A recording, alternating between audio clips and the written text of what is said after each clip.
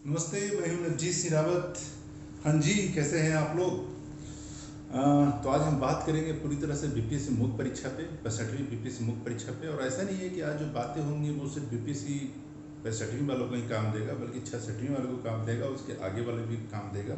और जो other state का पीसीएस देने वाले हैं उनको भी ये मदद करेगा। यहाँ तक कि जो यूपीएससी का पेपर, आईएएस का पेपर लिखने वाले हैं, उनको भी ये जो 25 टॉपिक पे जो मैं बात करूंगा आज, 25 मुद्दों पे बात करूंगा मुख्य परीक्षा का, ये उनको भी काम देगा जो आईएएस के लिए कैंडिडेट है। तो आज जो हम लोग बात करेंगे 25 टॉपिक पे, उससे पहले एक छोटा सा कहानी सुनते हैं, छोटा सा चुटकुला भी कर सकते हैं इसको।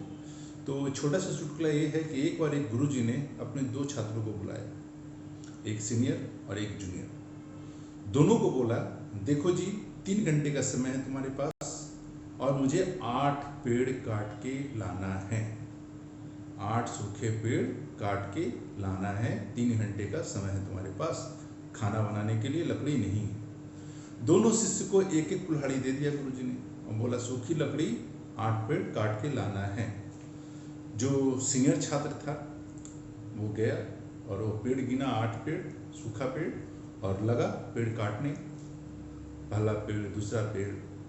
और जो जूनियर छात्र था उसने पेड़ की तरफ देखा और अपनी कुल्हाड़ी की तरफ देखा। कुल्हाड़ी की तरफ देखा तो उसका देखा धार तेज है ही नहीं, ये 8 पेड़ कहाँ से कटेंगे, ये तो 2 3 4 पेड़ जाते जाते फिर से मेरे को 1 घंटा लगेगा इस धार को बजाने में। जूनियर जो छात्र था उसने क्या किया कि पहले 15 मिनट बैठ के उस कुल्हाड़ी के धार को तेज करना शुरू किया। बजाता रहा, बजाता रहा, बजाता रहा। जब उसका धार तेज हो गया, 15 मिनट में प्लानिंग कर चुका था, पेड़ गिन लिया, पेड़ सामने था और लगा पेड़ काटना। और 3 घंटे भी नहीं लगे। जो जूनियर छात्र था वो सारा 8 का 8 सूखा पेड़ काट करके आश्रम पहुंच चुका था। और जो सीनियर छात्र थे, जो सीनियर थे, शिष्य थे, वो अभी 4 पेड़ जाते जाते लगे हुए हैं 5वें पेड़ काटने में। एक समय के बाद गुरुजी ने शाम को दोनों शिष्य को बुलाया और बोला कि बताओ, आपने 8 पेड़ कैसे काट लिया 3 घंटे से कम समय में, और आपने 4 पेड़ क्यों काटा? 3 घंटे से ज़्यादा समय लगा था। तब शिष्य ने, जूनियर शिष्य ने बोला, गुरुजी, जब आपने कुल्हाड़ी दिया तो मैंने देखा इसका धार तेज है ही नहीं, और इससे तो 4 पेड़ जाते जाते कट तो जाएंगे, लेकिन इससे ज़्यादा पेड़ हम नहीं काट पाएंगे। तो पहला 15 मिनट का जो समय है हमने कुल्हाड़ी तेज करने में लगाया। फिर मेरे को विश्वास हो गया कि अगले 3 घंटे भी नहीं लगेंगे और मैं आराम से 8 पेड़ को काट सकता हूँ। तो यहाँ पे सीखने वाली बात क्या है कि दोनों शिष्य के पास कुल्हाड़ी था। पहला शिष्य ने, जो सीनियर था, उसने क्या करा, कुल्हाड़ी गिरा और शुरू हो गया, और 4 पेड़ जाते जाते वो थक भी गया था और कुल्हाड़ी का धार भी जो था वो भोथर हो चुका था। लेकिन जो जूनियर छात्र था वो काफ़ी तेज दिमाग का था, काफ़ी चालाक था। उसने क्या किया, पहला बोला, नहीं, पहले मेरे को धार तेज करना पड़ेगा, और एक बार अगर धार तेज कर लिए तो फिर मैं पेड़ों को, मेरे को रुकने की जरूरत नहीं पड़ेगी। और उसने वही चालाकी किया। तो यहाँ पे सीखने वाली बात क्या है? यहाँ पे सीखने वाली बात यह है कि हमें छोटे वाले शिष्य बन करके इस मुख्य परीक्षा को पास करना है। कैसे? बहुत सारे छात्र को जब क्वेश्चन पेपर मिलता है तो पहला सीख ये है, तो पहला लेसन ये है आज मार्गदर्शन का, कि जैसे ही क्वेश्चन पेपर मिले तो शुरू मत हो जाना।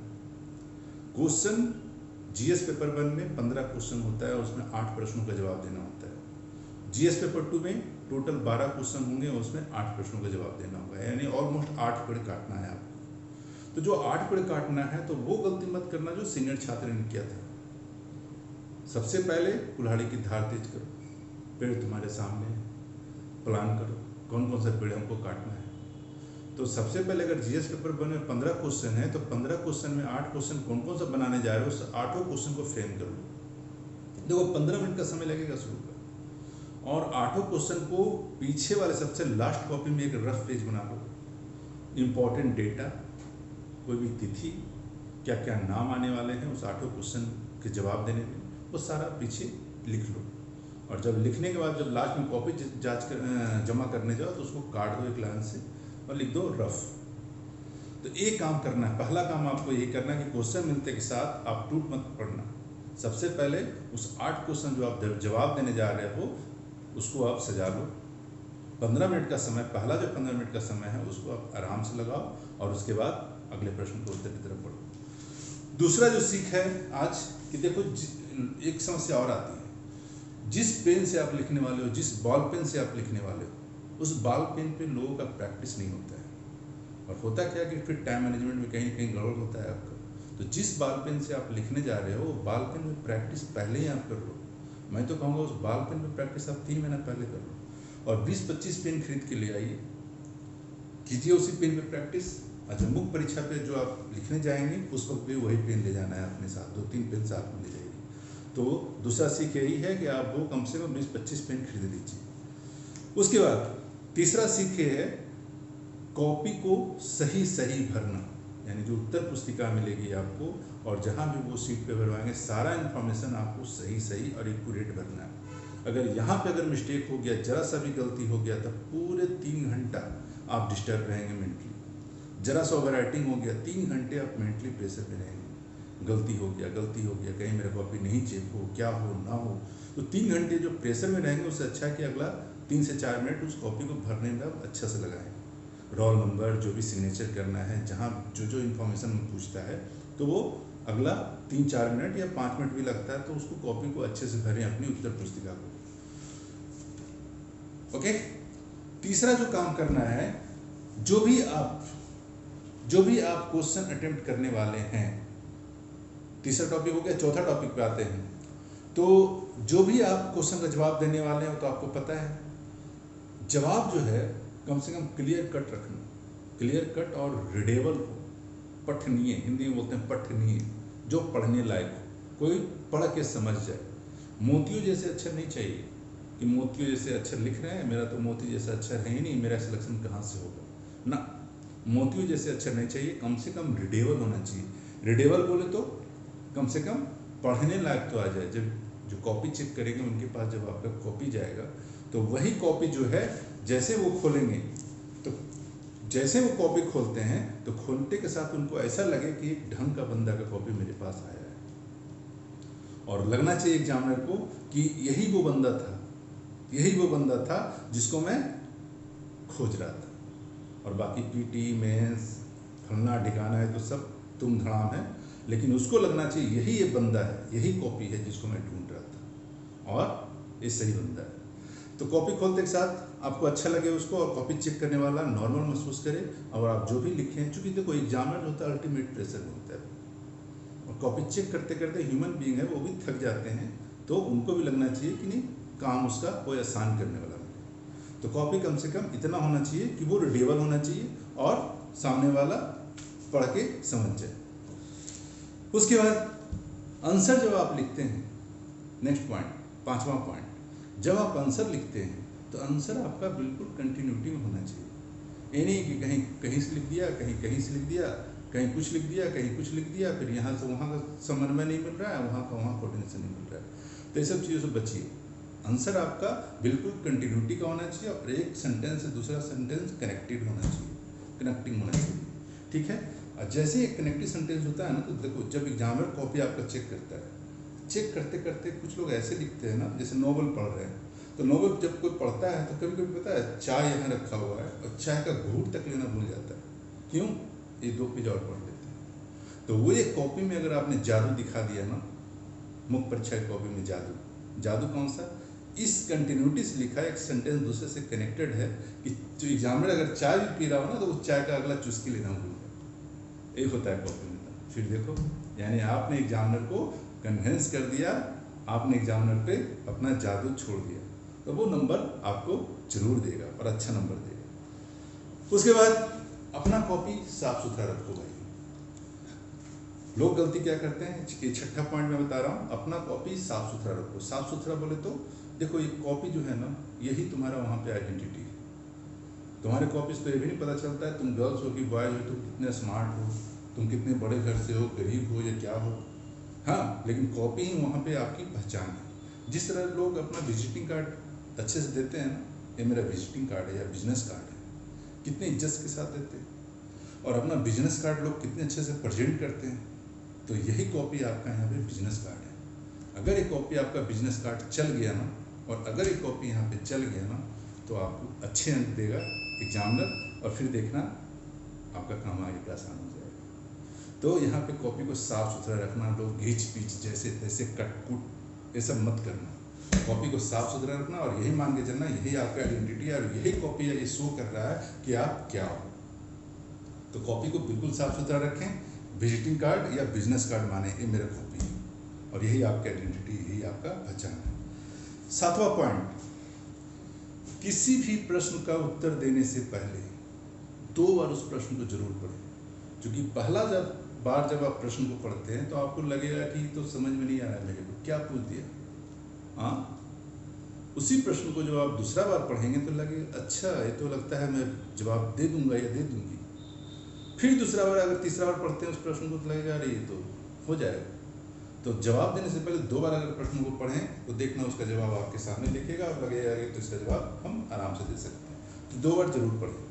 8वां जो पॉइंट है, देखो एक चीज और है, जैसे एक प्रश्न का उत्तर लिखो ना, उसके बाद एक पानी का बोतल अपने पास जरूर रखो, छोटा सा। प्रश्न का एक उत्तर कंप्लीट हुआ, 1-2 मिनट का समय लिया और पानी पिया और उसके बाद फिर अगला प्रश्न। तब तक देखो होता क्या है ना, पानी पीने से ऑक्सीजन मिलता है डायरेक्ट और ये थोड़ा देर रिफ्रेश भी होता है, फिर आप वो थकान भी दूर होता है और थोड़ा नए तरीके से सोचने के लिए आप जागृत हो जाते हैं। तो जब भी एक प्रश्न कंप्लीट हो तो दूसरा प्रश्न शुरू करने से पहले क्या करो, एक घूंट पानी पी लो, एक रुमाल जरूर लेके जाइए क्योंकि गर्मियों में एग्जाम होता है, हाथ बहुत पसीजता है, कितना का तो कॉपी फट के इधर से उधर हो जाता है। एक रुमाल रखें और अपने साथ पानी का एक छोटा बोतल जरूर ले जाए। तो ये 8वां सीख था। 9वां, सारे प्रश्नों को देखो इक्वल टाइम दो, इसको बोलते हैं टाइम मैनेजमेंट। आपके पास टोटल अगर देखा जाए, टोटल आपके पास कितने मिनट है, कहने को 3 घंटा है लेकिन 3 घंटा है नहीं बच्चों। टोटल जो है अगर आपके पास कितने मिनट हैं, 180 मिनट, और 180 मिनट में कितने प्रश्न अटेम्प्ट करने हैं जीएस पेपर 1 में। अगर मान के चलो जीएस पेपर 1 है तो 15 क्वेश्चन में 8 क्वेश्चन, सेम जीएस पेपर 2 में 12 में 8, तो 8 क्वेश्चन अटेम्प्ट करना है। आपके पास टाइम है 180 मिनट, तो क्या लगता है आपको 180 मिनट मिल जाएगा वहाँ पे? किसी भी हालत में नहीं मिलेगा 180 मिनट आपको। तो आपको पहले से इसके लिए टाइम मैनेजमेंट करना पड़ेगा। और टाइम मैनेजमेंट कैसे कि देखो, अगर एक क्वेश्चन लिखने में लगभग 18 मिनट का समय जाता है, 16 से 18 मिनट जाता है, तो अगर आप 18 मिनट मान के चलो तो एक क्वेश्चन लिखने में अगर 18 मिनट का समय जाता है और टोटल 8 क्वेश्चन अटेम्प्ट करना है, तो टोटल कितना मिनट हो गया, 145 मिनट, 145 मिनट, ठीक है। और 15 मिनट का समय तो आपने ले लिया क्या, शुरू में ही उस सारा प्लानिंग करने के लिए, कौन सा क्वेश्चन अटेम्प्ट करना है, कौन सा क्वेश्चन लिखना है, कौन सा सीक्वेंस में लिखना है, तो 15 मिनट में तो आप उसमें लग गए, शुरू में ही, स्टार्टिंग में ही प्लान करने में। गुड। उसके बाद 10 मिनट का जो समय लगेगा, 5-5 मिनट 2 टाइम आपका बेस्ट होगा। 5 मिनट शुरू में मिलते मिलते रोल नंबर भरते ये सब करते, और 5 मिनट लास्ट में जाएगा आपका, तो 10 मिनट समय वहां पे जाएगा।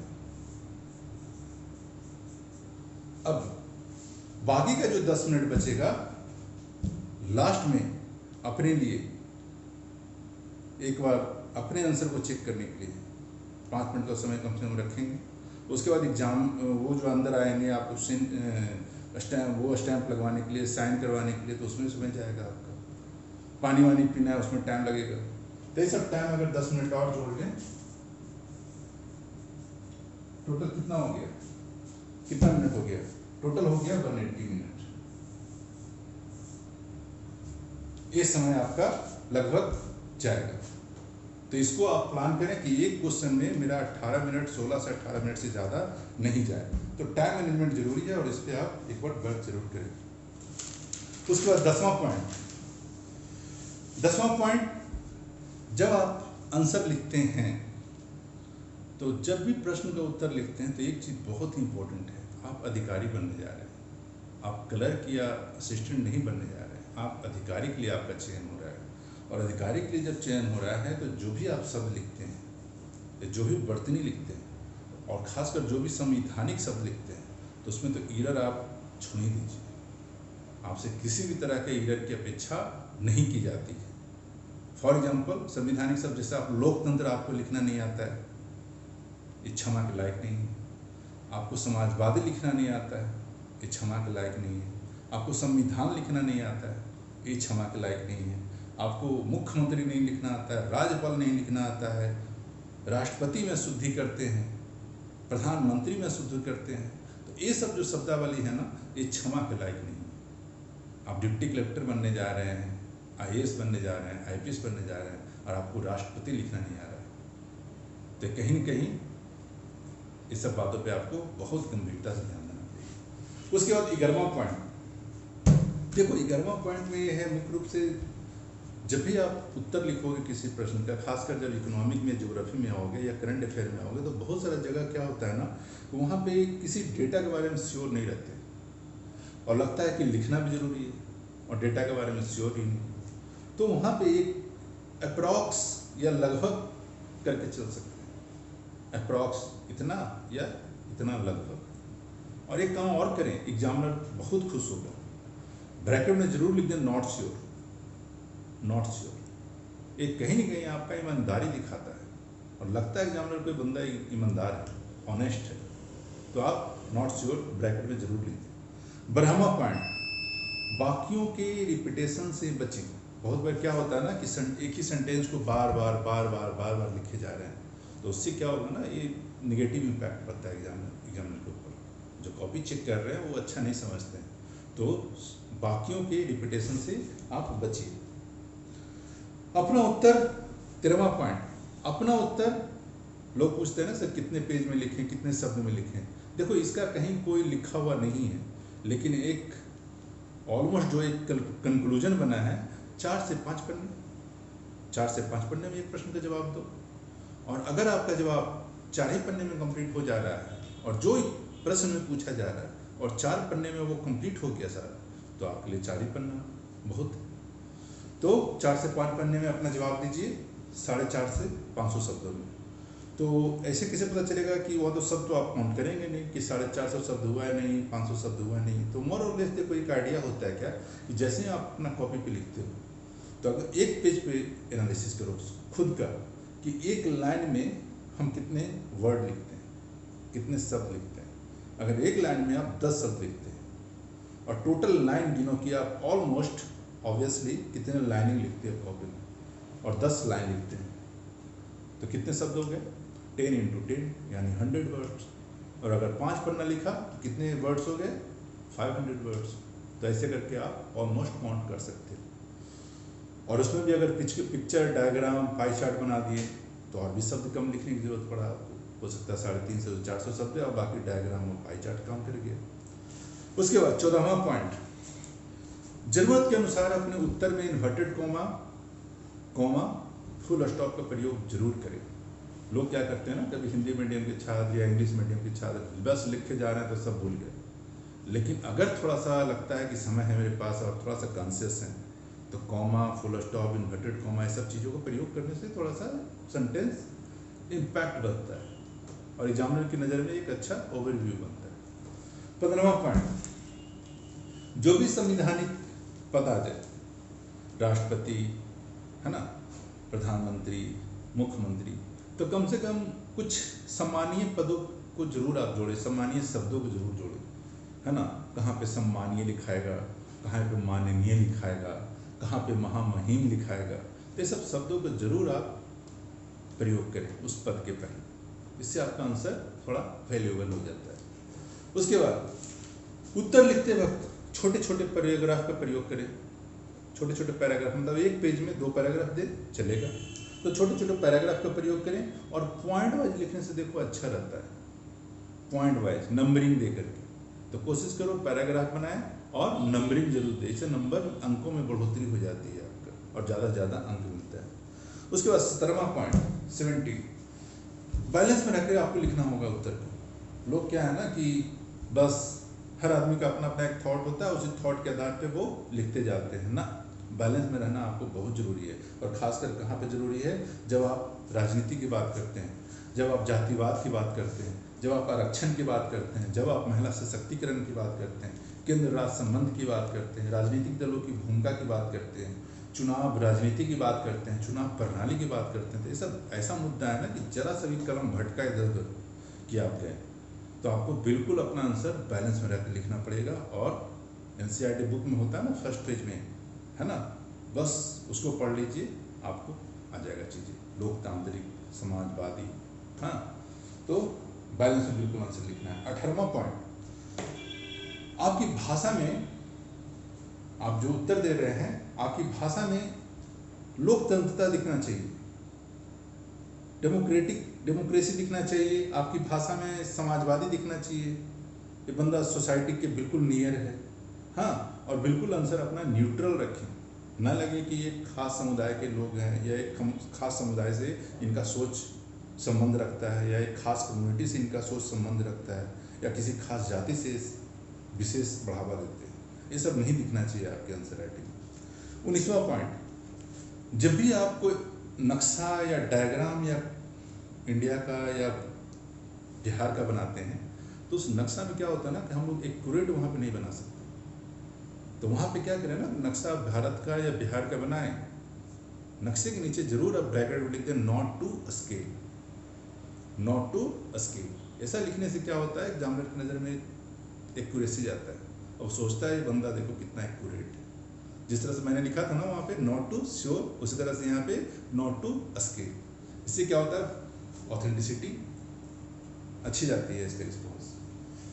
ओके, 20वां जो पॉइंट है, अपने उत्तर में ज़्यादा से ज़्यादा pie chart, diagram, flow chart का प्रयोग करें। इसका फ़ायदा क्या होगा, देखो एक अधिकारी जो होता है ना वो बोलता कम है, लिखता कम है और चीज़ों को प्रेजेंट अच्छे से करता है, अच्छे से दर्शाता है, तो ये चीज़ें कहीं ना कहीं आपके लिए बहुत प्लस काम करेगी। और आप बनने क्या जा रहे हैं, सिविल सर्विसेज अधिकारी, तो अधिकारी कहीं ना कहीं चीज़ों को देख करके पाई चार्ट के थ्रू, प्रेजेंटेशन के थ्रू ऐसे करके समझाता है, तो वहाँ पे आप क्या करें, ज़्यादा से ज़्यादा डायग्राम, अगर जितना शब्द कम लिखें, डायग्राम पाई चार्ट ज़्यादा समझा पाएँ, ये काम जरूर करें। और एक करता कौन है पता है, एक क्रिएटिव बंदा करता है जो क्रिएटिव हो, और ऐसे क्रिएटिव लोग हर जगह क्रिएटिविटी करते हैं, चाहे ड्यूटी में, सर्विस में, हर जगह जो भी उनको जिम्मेवारी मिलती है उसमें वो क्रिएटिव करते हैं। तो अपने कोशिश करो ये सब चीज़ों को समावेश करने का, इससे अंकों में आपका बढ़ोतरी होगा।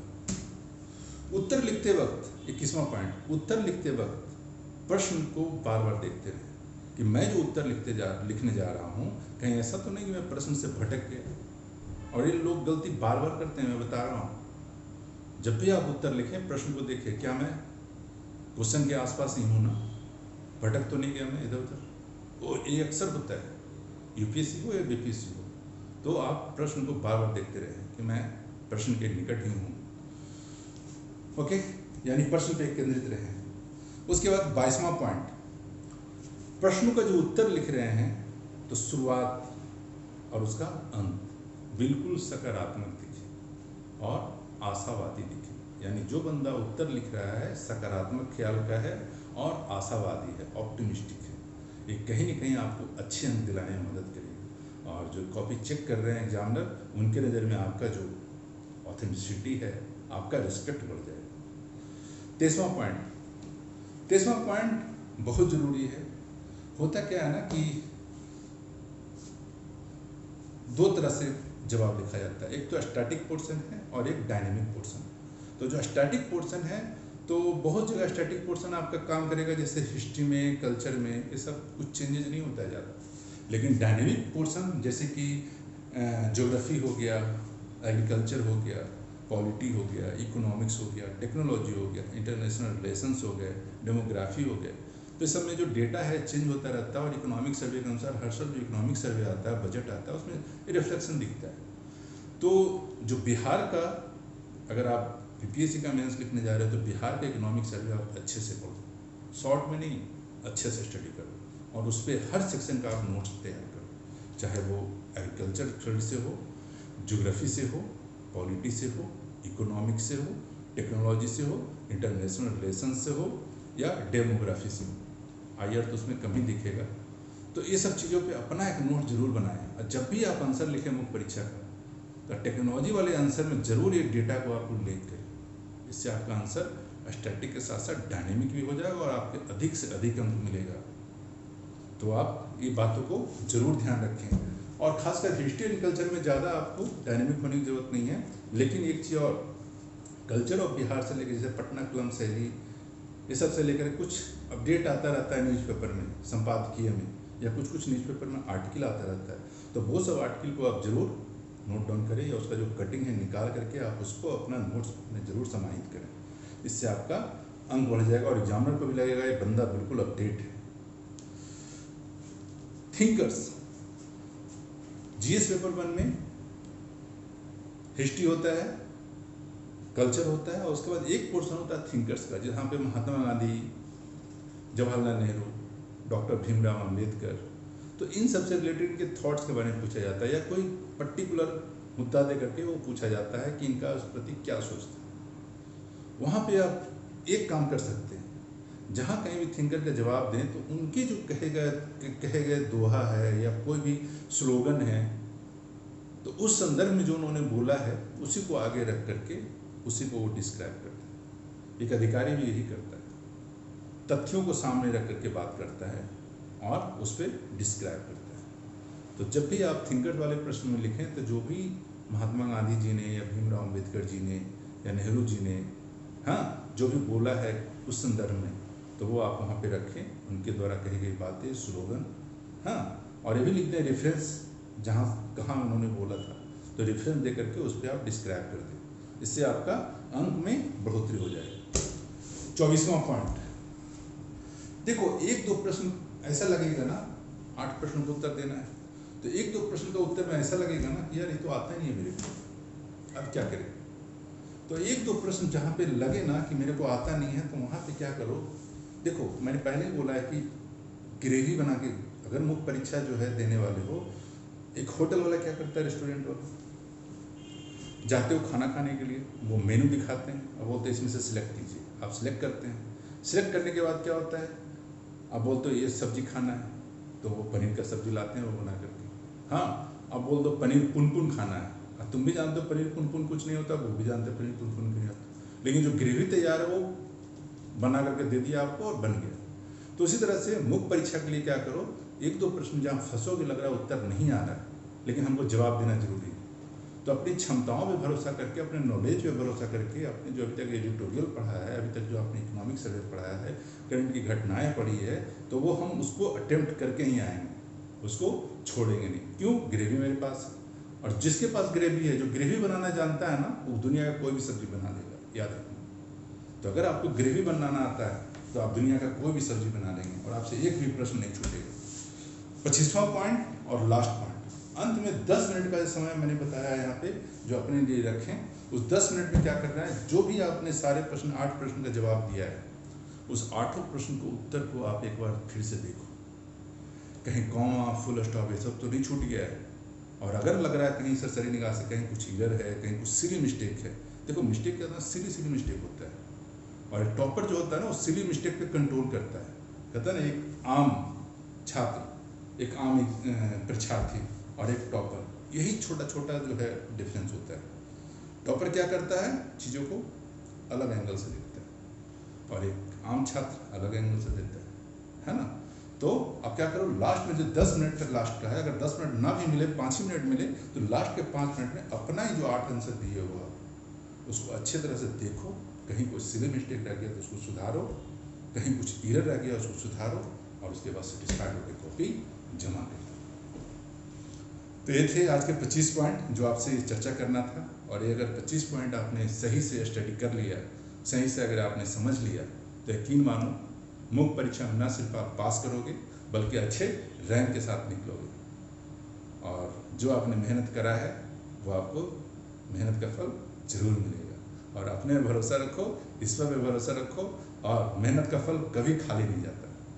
फिर मैं बोल रहा हूँ, मेहनत का फल कभी नहीं जाता है ना। न्यूटन का 3rd लॉ क्या है, हर क्रिया के बराबर और विपरीत प्रतिक्रिया होती है। तो जैसे ही आपने अपना मेहनत डाला, सही रूप से डाला और सही दिशा में डाला, सही दिशा में डाला, पूरी एनर्जी के साथ डाला, तो वो कहीं नहीं जाएगा, उसका फल आपको मिलेगा। ओके, फिर हम आगे बात करेंगे नेक्स्ट वीडियो में। Okay, all the best.